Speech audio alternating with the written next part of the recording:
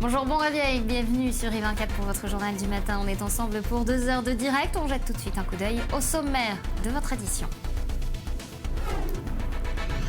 La vague d'attentats ne faiblit pas en Israël. Hier à Givat Ze'ev, un terroriste de 17 ans a blessé un homme de 35 ans. Ce sont des civils israéliens qui ont attrapé le terroriste. On en parle dans un instant.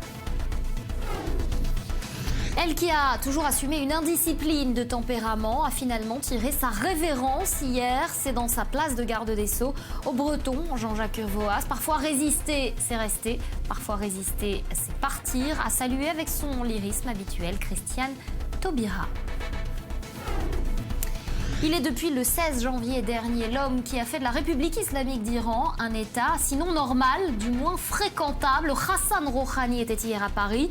Et loin de parler politique, il s'est agi de gros sous. Airbus, Peugeot, d'importants contrats commerciaux devraient être signés aujourd'hui. Et puis, est-ce qu'on m'a dit, la musique adoucit les mœurs. Alors, en fin d'édition, on s'éloignera de cette actualité anxiogène et on recevra le chanteur israélien Harel Skat. Il sera en concert la semaine prochaine à Paris.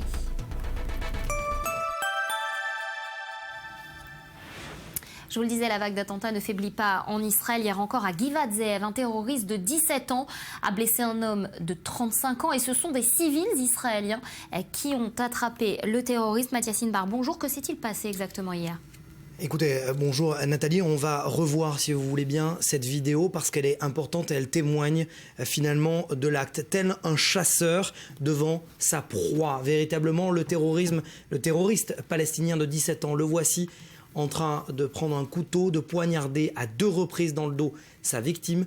Il prend la fuite et il faut finalement, vous l'avez dit, quelques secondes à peine aux civils qui sont présents et témoins de la scène pour attraper le terroriste et le neutraliser au sol. Voici l'un des civils, d'ailleurs c'est celui qui a attrapé le terroriste, une course-poursuite qui a duré quelques centaines de mètres. En attendant, l'Israélien, lui, est dans un état très grave. Il est à terre pendant quelques secondes avant d'être transféré vers les hôpitaux les plus proches, en l'occurrence l'hôpital Shaare Zedek de Jérusalem. Je vous propose d'ailleurs d'écouter le docteur qui l'a traité. Il a eu beaucoup de chance. Le couteau a carrément percé ses poumons et il a donc perdu beaucoup de sang. Nous l'avons perfusé avant de l'opérer et stabilisé son état. Je peux vous dire de nouveau qu'il a eu beaucoup de chance, ne serait-ce que parce que ses poumons n'ont pas été affectés. La lame est passée très près du cœur et nous avons surtout réussi à contenir son hémorragie.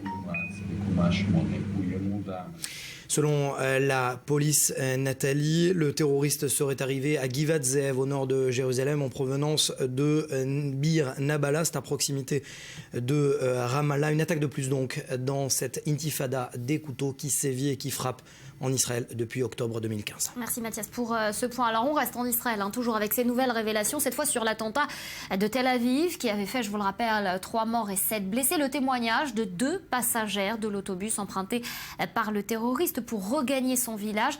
Eh bien, il a été rendu public hier, tout comme des vidéos filmées par l'assassin peu avant son passage à l'acte. Il avait fallu, je vous le rappelle, 1 semaine pour retrouver l'individu. Cyril Amar. C'est un témoignage glaçant. Il est 15h, vendredi 1er janvier. Nashat Melchem, le tireur fou de Tel Aviv, vient d'abattre 3 Israéliens. En cavale, il monte dans un autobus à la gare routière. Direction Harara, son village natal qui lui servira de sanctuaire.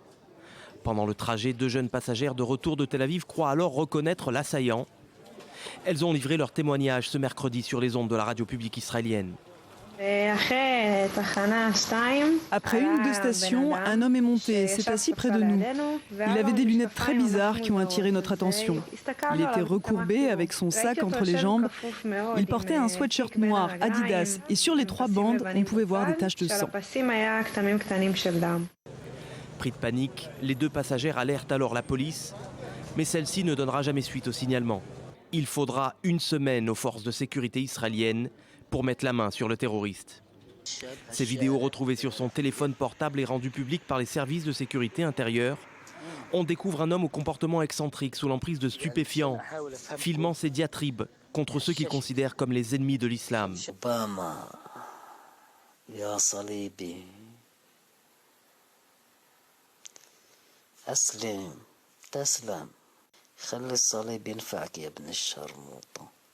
Une terminologie qui conduit la police israélienne à penser que le terroriste de Tel Aviv a agi directement sous l'influence de l'État islamique.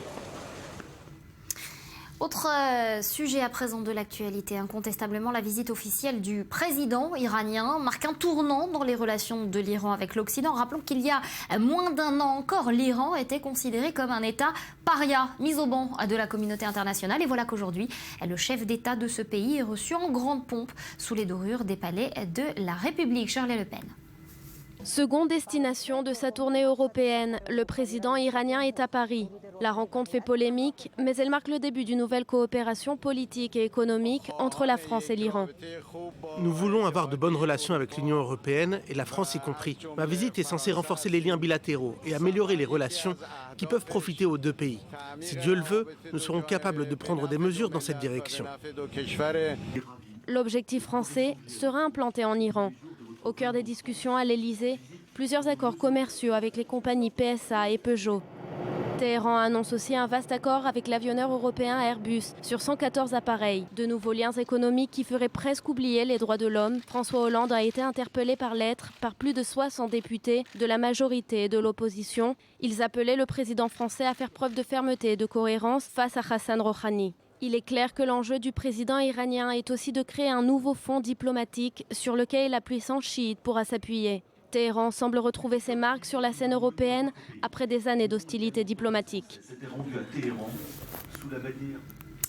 Et pour en parler, nous sommes en ligne avec Christian Mallard, notre consultant diplomatique. Christian, bonjour. Alors derrière les sourires, les salam alek, est-ce que le rapprochement avec l'Iran, il est purement économique ou est-ce que derrière il y a un espoir aussi développons les échanges avec l'Iran, ça va conduire le pays à se démocratiser petit à petit. En dehors des intérêts économiques, est-ce qu'on peut considérer que c'est un calcul ? C'est le calcul. Poussons l'Iran à s'ouvrir à la communauté internationale, oui, pour mieux le pénétrer et sans doute l'aider au changement par le biais d'une population très jeune, il faut le dire, et qui aspire au changement. Alors, je pense que c'est une erreur, car le grand patron, le guide suprême, Ali Khamenei, sans oublier les 180 000 gardiens de la révolution qui ont entre leurs mains les leviers du pouvoir, n'ont envie que d'une ouverture très minimale qui ne menace pas l'avenir et la nature de le régime avec la chape la chape politico-religieuse. D'ailleurs, le retocage récent, je tiens à insister là-dessus, par le Conseil des gardiens de la Révolution, de nombreux candidats pro-Rouhani aux élections législatives du 26 février prochain, en est l'illustration. Pensez même qu'ils ont retoqué le petit-fils de Khomeini, quand même, le symbole de la Révolution, un jeune réformateur. Ça veut dire beaucoup de choses. Alors est-ce que du coup, Christian, c'est un mauvais calcul de plus de l'Occident au sein de ce Moyen-Orient qui finalement n'est pas vraiment bien compris par Barack Obama, par François Hollande également et par les dirigeants occidentaux? Vous avez dit Barack Obama, voilà. C'est surtout le calcul de Barack Obama. Le président américain ne faisait plus confiance depuis longtemps aux Saoudiens et à leur jeu, il faut le dire, insidieux, de longue date. Alors, d'où sa décision de jouer la carte iranienne pour tenter de stabiliser le Moyen-Orient. C'est le but affiché, avait-il dit. Mais il sait que l'Iran est incontournable en Irak, en Syrie, au Liban, avec le Hezbollah, autres pays où il est souhaitable quand même de régler les problèmes. C'est qu'en jouant la carte de ce régime, qui est le suppôt du terrorisme, on va le reciter, ils soutiennent le Hamas, le Hezbollah, le djihad islamique, Obama facilite la mainmise de l'Iran sur les pays clés du Moyen-Orient, d'où, bien entendu, la levée de boucliers compréhensible d'Israël et puis aussi des pays arabes du Golfe, des monarchies du Golfe. Et puis du coup aussi, cet oubli finalement, puisque ces liens économiques, ces intérêts politiques aussi, font oublier dans le même temps la question des droits de l'homme. La question des droits de l'homme, parce qu'on sait que la torture est permanente, qu'on exécute, qu'on pend. La prison de Evin, qui est la principale prison iranienne, où même ont été exécutés à l'époque de la Révolution la plupart des proches du Shah d'Iran, les militaires, les collaborateurs. Je veux dire, c'est un pays, on le disait, de nature terroriste, ça il ne faut pas l'oublier, et puis il ne respecte pas les droits de l'homme. Alors on dit qu'en tête-à-tête cet après-midi, entre 15h et 16h, puisque ça va durer à peu près 1 heure avec la présence de plusieurs ministres de chacun des partis, on va parler peut-être quand même des problèmes des droits de l'homme en disant à l'Iran que ça serait bien qu'il s'améliore dans ce domaine pour apparaître beaucoup plus fréquentable aux yeux de la communauté internationale.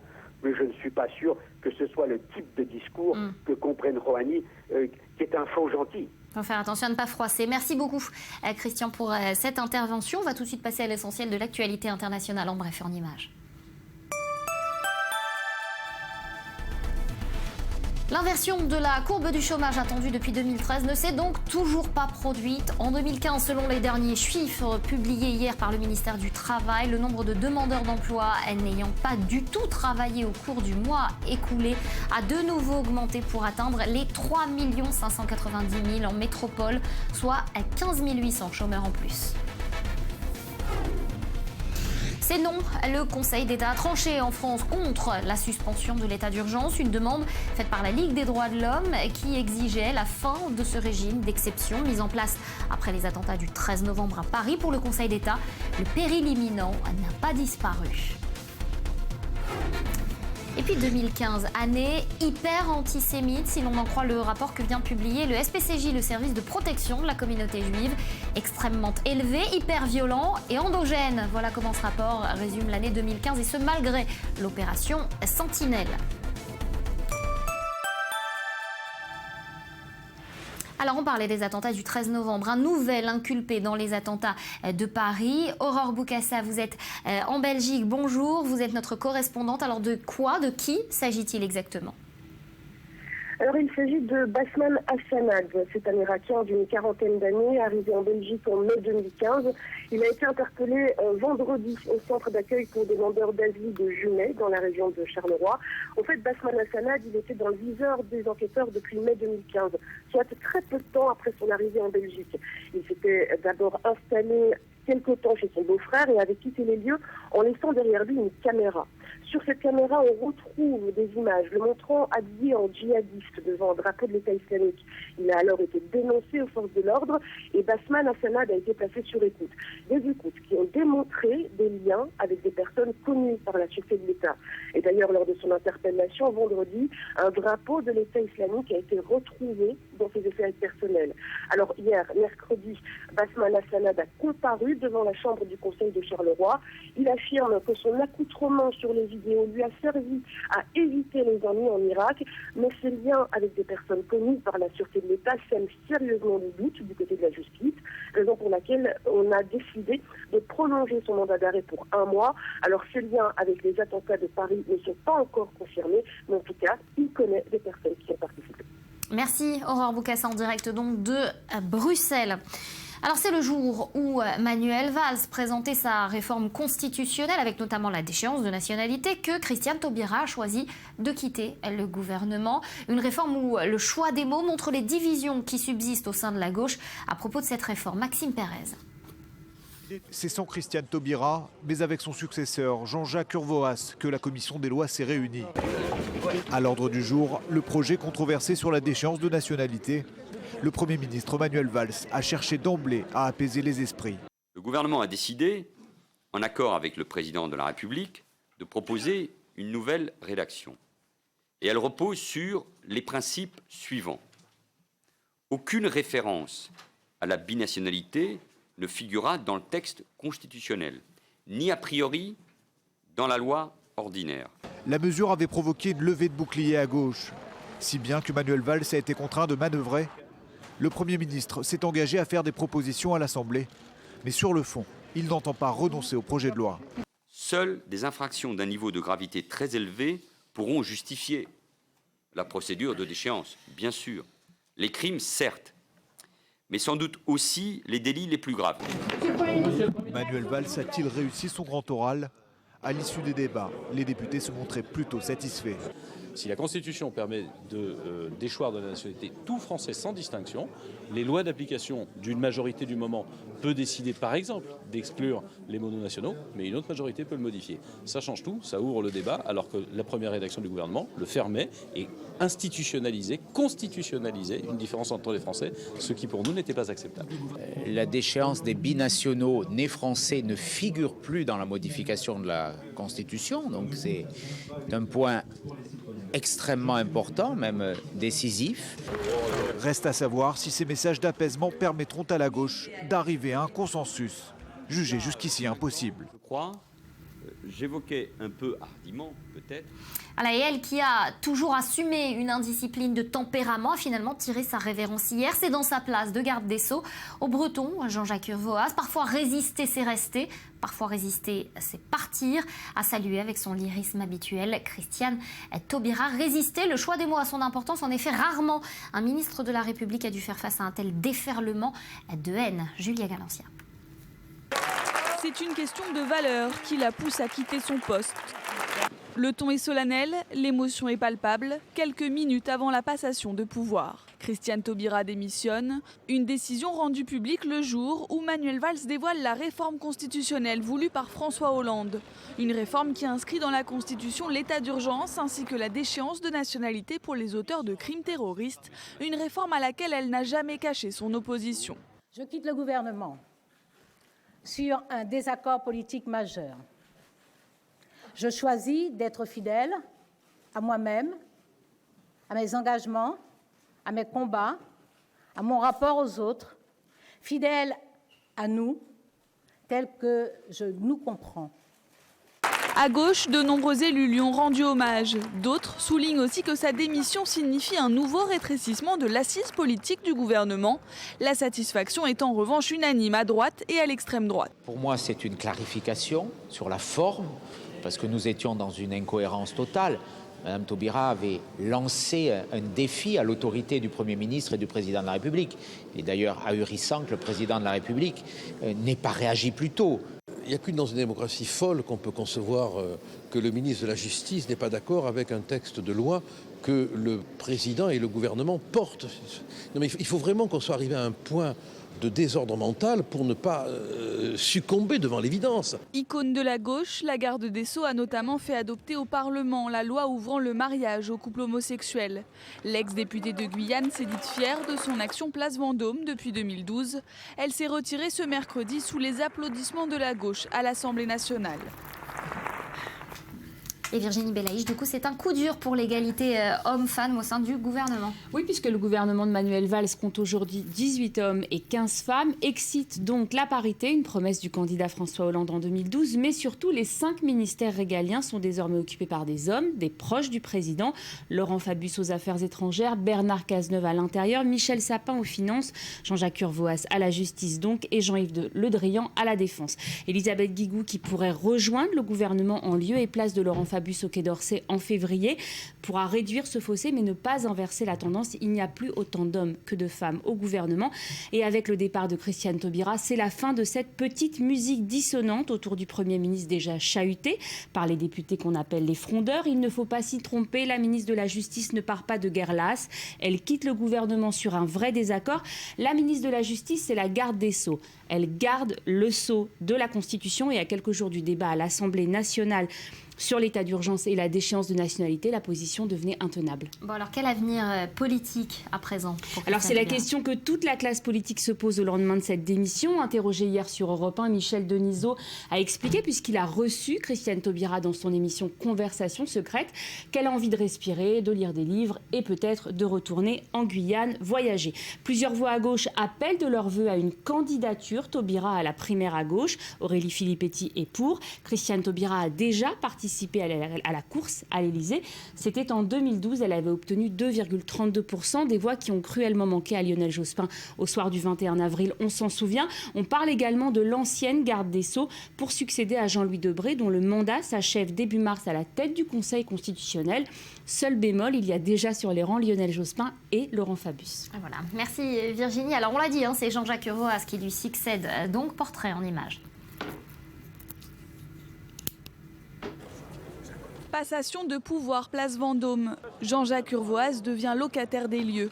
Professeur de droit, le nouveau garde des Sceaux est un proche de Manuel Valls et un grand spécialiste de la sécurité.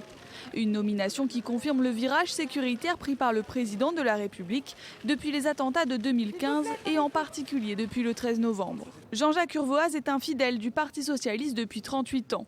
Élu du Finistère, c'est lui qui a notamment préparé en 2015 le texte législatif sur le renseignement, légalisant les pratiques clandestines des services dans la lutte contre le terrorisme.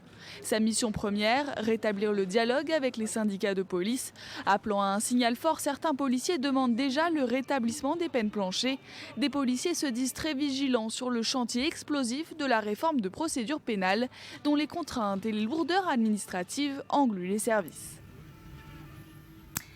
Alors la personnalité d'Urvoas, elle tronche avec celle de Christiane Taubira. C'est une ministre haute en couleur dès son entrée en fonction. Elle détonne par ses commentaires, ses prises de position, ses perles aussi. Et celles-là, elles ont bien été prises par Bethsabée dans son focus. Oui, j'en ai récupéré quelques-unes ainsi. En juin dernier, l'ex-garde des Sceaux a déclenché l'hilarité de l'hémicycle sur les bancs socialistes comme à droite d'ailleurs lors d'une joute oratoire avec Éric Ciotti, le député des Républicains, qui venait d'accuser la garde des Sceaux d'avoir lancé, je cite, un ultimatum inédit au Premier ministre.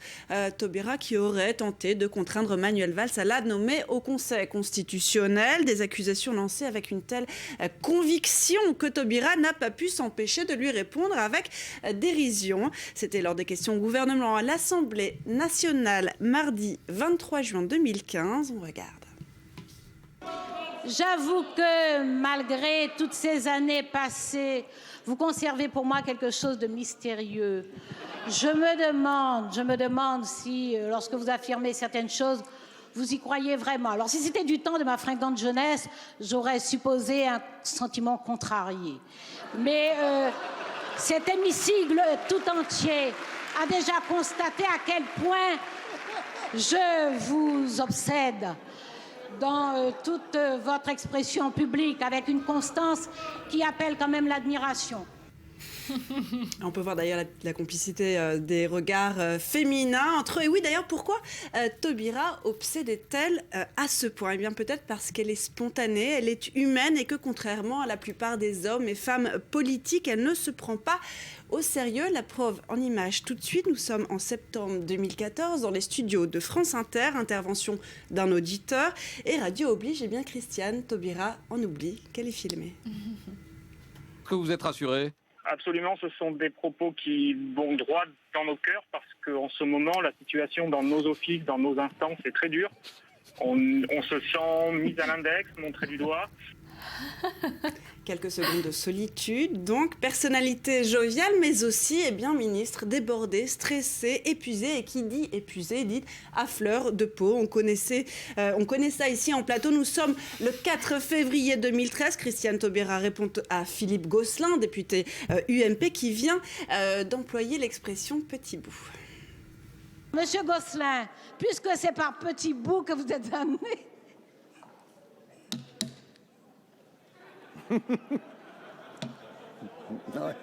Fait personnel. Je vais essayer de vous répondre par petit bout. Voilà, petit bout à exclure du vocabulaire, Nathalie, c'est un conseil. Un fou rire auquel les sénateurs ont eu droit, d'ailleurs, eux aussi, à peine 2 mois. Plus tard, c'était lors du vote de la loi sur le mariage pour tous. Taubira, d'ailleurs, qui restera l'icône de ce mariage pour tous, mais aussi de la compatibilité, finalement, entre, d'un côté, le professionnalisme, mais de l'autre aussi, la légèreté. Merci beaucoup, Bethsabée, d'avoir été avec nous ce matin et d'avoir relevé les perles de Christiane Taubira. On va s'intéresser à présent à une enquête préliminaire du parquet national financier. Elle vise, depuis le 7 janvier, Marine Le Pen, soupçonnée d'avoir sous-évalué son patrimoine en 2014 dans sa déclaration de députée européenne déposée, Julien, auprès, je vais y arriver, de la Haute Autorité pour la transparence de la vie publique. Alors on va essayer d'y voir clair parce que c'est un peu compliqué, c'est très économique, c'est très administratif, c'est impôt, c'est le service public, c'est pas toujours évident d'y voir clair, mais on va quand même le faire.